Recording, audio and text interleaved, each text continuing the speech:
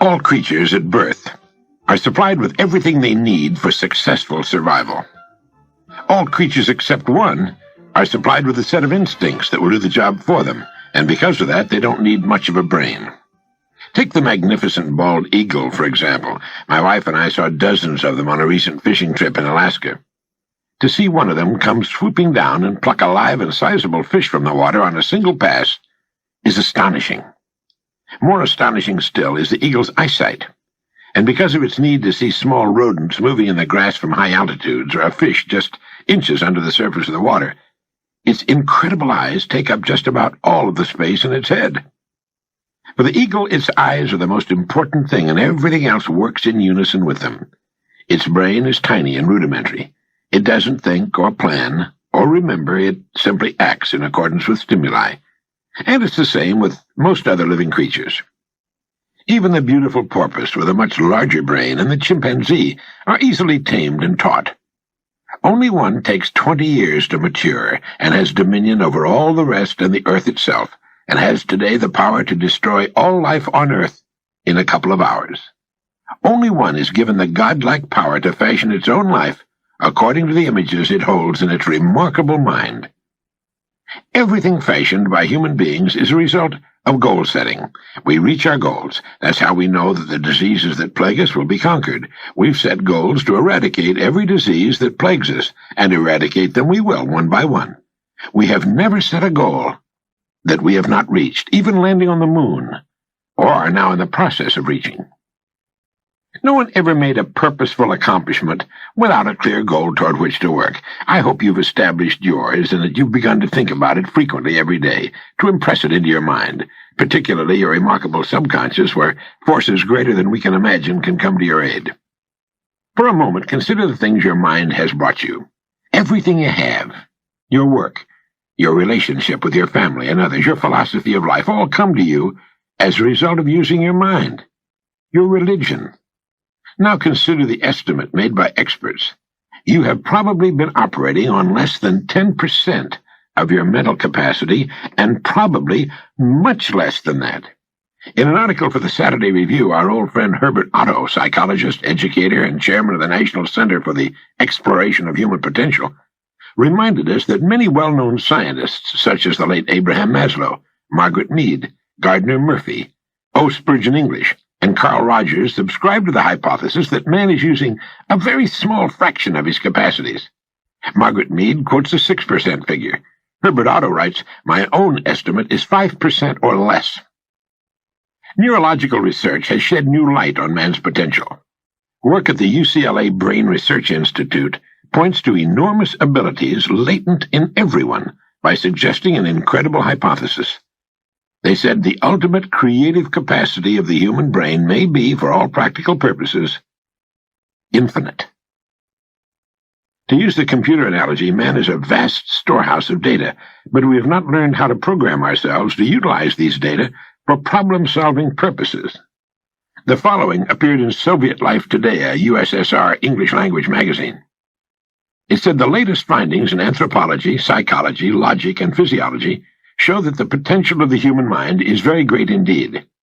As soon as modern science gave us some understanding of the structure and work of the human brain, we were struck with its enormous reserve capacity, writes Yefremov, eminent Soviet scholar and writer.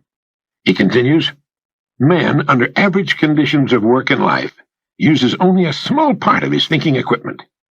If we were able to force our brain to work at only half its capacity, we could, without any difficulty whatever, learn 40 languages, memorize the large Soviet encyclopedia from cover to cover, and complete the required courses of dozens of colleges." End of quote. That statement is hardly an exaggeration. It's the generally accepted theoretical view of man's mental potentials. Now, how can we tap this gigantic potential? It's a big and very complex problem with many ramifications. But as Herbert Otto points out, it's clear that persons who live close to their capacity, who continue to activate their potential, have a pronounced sense of well-being and considerable energy. They see themselves as leading purposeful and creative lives. The way most people use their minds can be compared to the time back in the early 19th century when just the eastern coast of the North American continent was settled, just a strip along the east coast.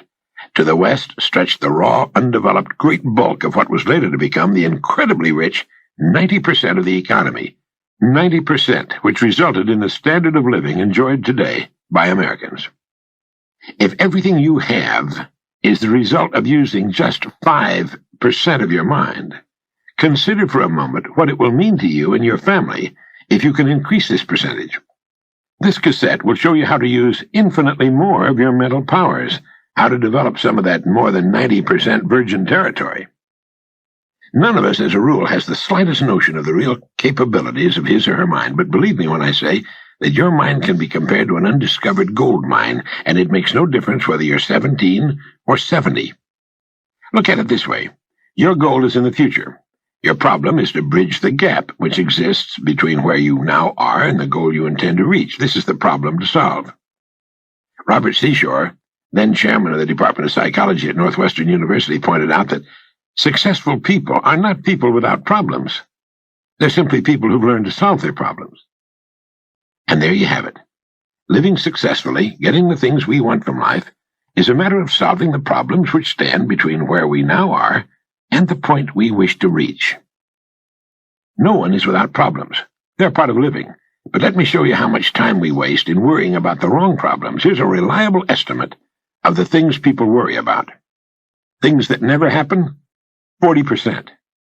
Things over and past that can never be changed by all the worry in the world, 30%. Needless worries about our health, 12%. Petty miscellaneous worries, 10%. Real, legitimate worries, 8%.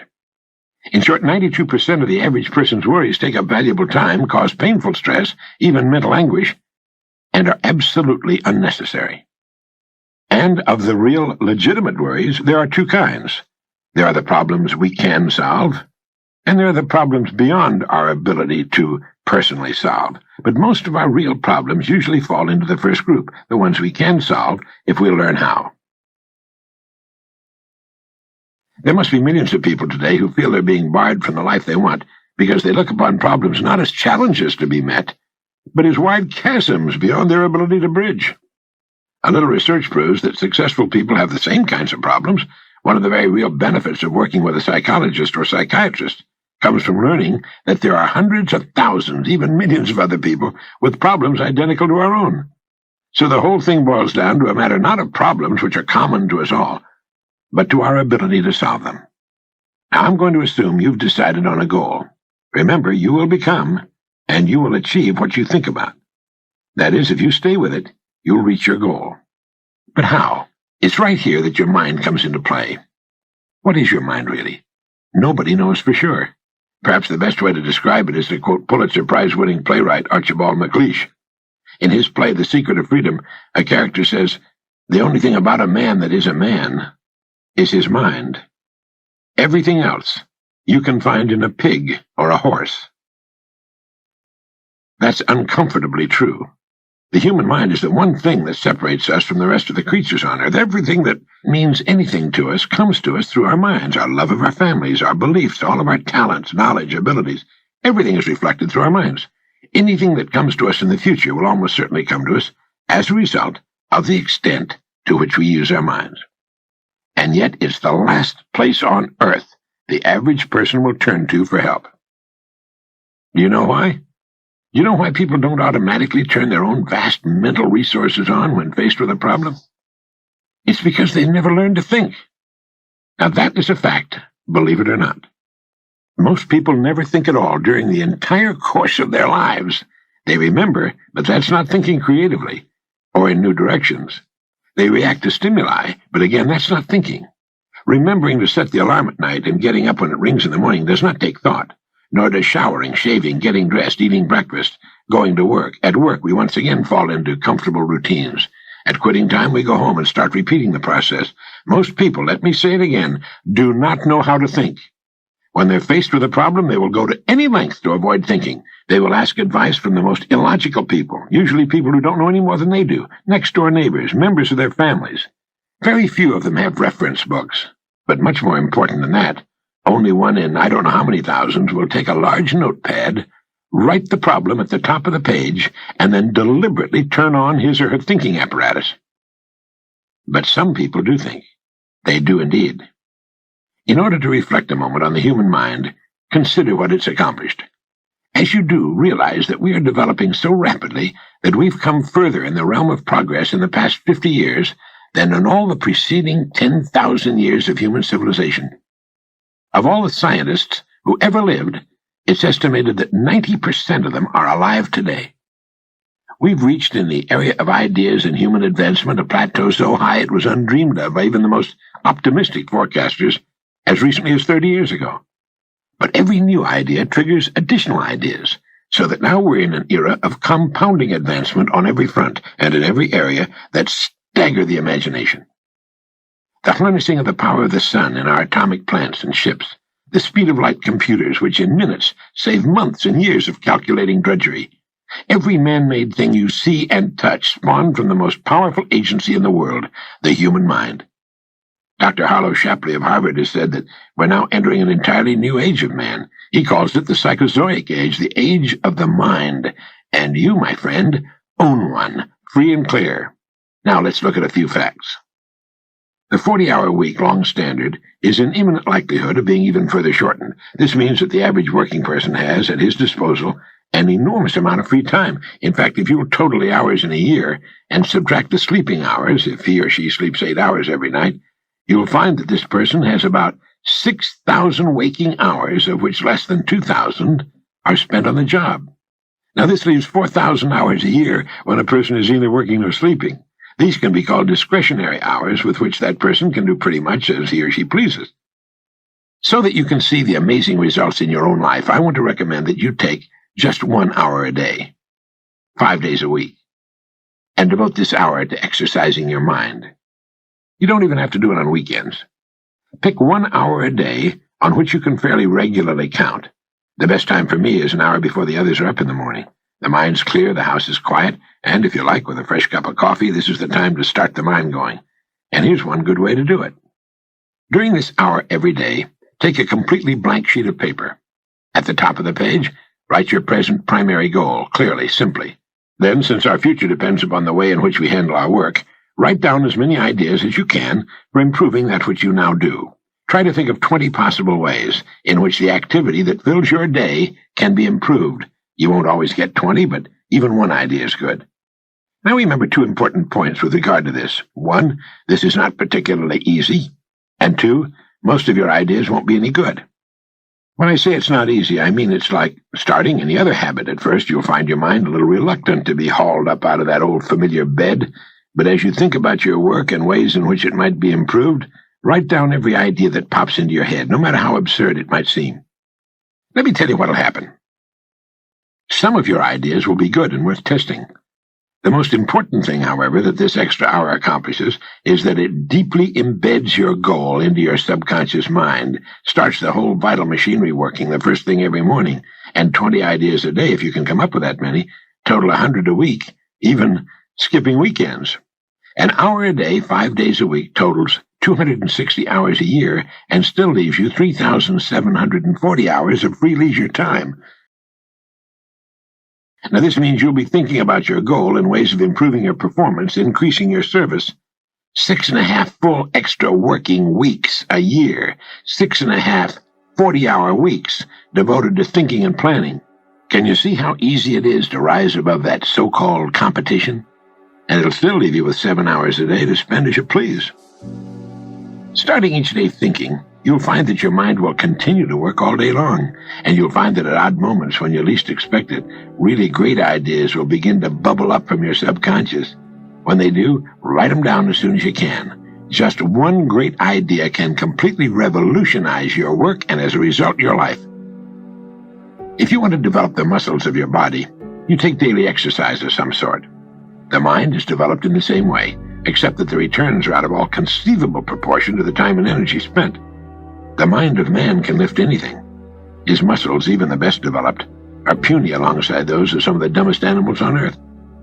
If man had depended on his muscles for survival, he probably would have disappeared, as did the dinosaurs, which were, incidentally, the most physically powerful and most successful creatures that ever lived. Let me give you just some of the results people have reported to me as a consequence of following this 1 hour a day routine. An office equipment salesman sold more of his company's product in 1 month than he had formerly sold in an entire year during the 4 years he'd been with his company. A Sunday school teacher with 5 pupils set a goal of 30 pupils. Her last letter told me she now has a class of 25. She's almost reached her goal. I've used this system for years, and it's given me some of the most gratifying and rewarding experiences of my life. And it costs only 5 hours a week. 5 hours out of 168. Is it worth it? It's like spending 5 hours a week digging in a solid vein of pure gold, because your mind is all of that and much more.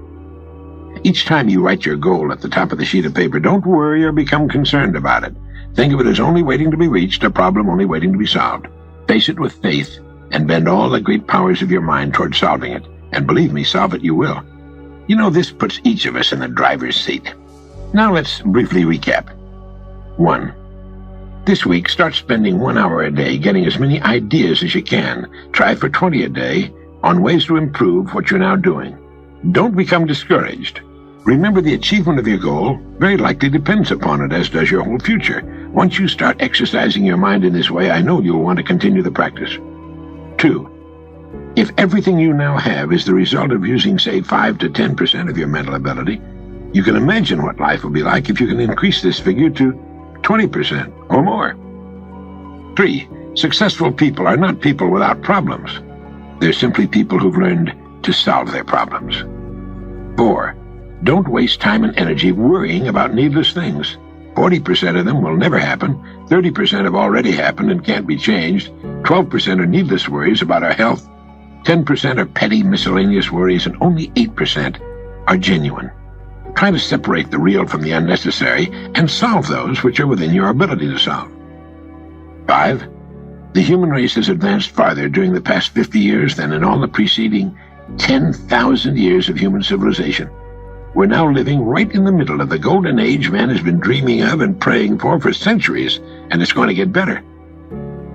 Last of all, the only thing in the world that can take you to your goals in life is your mind, its effective use, and following through on the good ideas it supplies you. Each of us has a tendency to underestimate his or her own abilities. We should realize that we have deep within ourselves deep reservoirs of great ability, even genius, that can be tapped if we'll just dig deep enough. It's the miracle of your mind.